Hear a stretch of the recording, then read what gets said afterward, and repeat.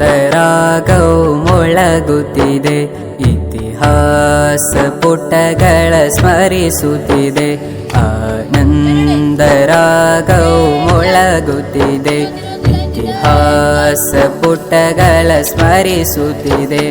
ಆ ತ್ಯಾಗದ ಹಾದಿಯದು ಸ್ವಾತಂತ್ರ್ಯವ ದೊರಕಿಸಿದೆ, ಪ್ರತಿ ಪ್ರಜೆಗಳ ಎದೆಗಳಲ್ಲೂ ಭ್ರಾತೃತ್ವವ ರೂಪಿಸಿದೆ.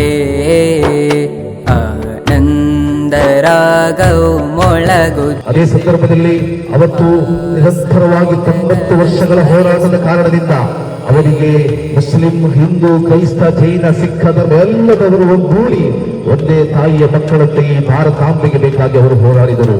ಅವರ ಹೋರಾಟ ಒಂದು ವೇಳೆ ಯಶ ಕಾಣದಿದ್ದರೆ ಇಂದಿಗೂ ಕೂಡ ಅಂಗಡಿಗಳಲ್ಲಿ, ಗಲ್ಲಿಗಳಲ್ಲಿ, ಕ್ಲಬ್ಗಳಲ್ಲಿ dogs and Indians are not allowed ಅಂತ ಒಂದು ಬೋರ್ಡ್ ಕಾಣ್ತಾ ಇತ್ತು. ಭಾರತೀಯನಿಗೂ ನಾಯಿಗೂ ಪ್ರವೇಶವಿಲ್ಲವಂತಹ ಒಂದು ಬೋರ್ಡ್ ಅನ್ನು ನಮಗೆ ನೋಡ್ಲಿಕ್ಕೆ ಸಾಧ್ಯವಾಗ್ತಾ ಇತ್ತು. ಅದೆಲ್ಲವನ್ನು ತೊಲಗಿಸಿ ಇಲ್ಲ, ಭಾರತೀಯರು ಭಾರತೀಯರಾಗಿ ಇರಬೇಕು ಅಂತ ಹೇಳಿ ಏಕ ಮನೋಭಾವದೊಂದಿಗೆ ಅವರೆಲ್ಲರೂ ಅವರ ಕುಟುಂಬವನ್ನು, ಅವರ ಮಕ್ಕಳನ್ನು, ಅವರ ಆಸ್ತಿಯನ್ನು, ಅವರ ಸಂಪತ್ತನ್ನು ಎಲ್ಲವನ್ನು ಬಿಟ್ಟು ಈ ಭಾರತದ ಸ್ವಾತಂತ್ರ್ಯಕ್ಕೆ ಹೋರಾಡುವಂತಹ ಸಂದರ್ಭದಲ್ಲಿ ಎಷ್ಟೋ ಮಂದಿ ಹುತಾತ್ಮರಾದರು, ಎಷ್ಟೋ ಮಂದಿಗೆ ಮನೆ ಇಲ್ಲದಾಯಿತು, ಎಷ್ಟೋ ಮಂದಿ ದಿಕ್ಕುಮಾಲಾದರು. ಆದರೆ ಅವರು ಬಿಡಲಿಲ್ಲ, ಈ ಭಾರತವನ್ನು ಬಿಡಲಿಲ್ಲ.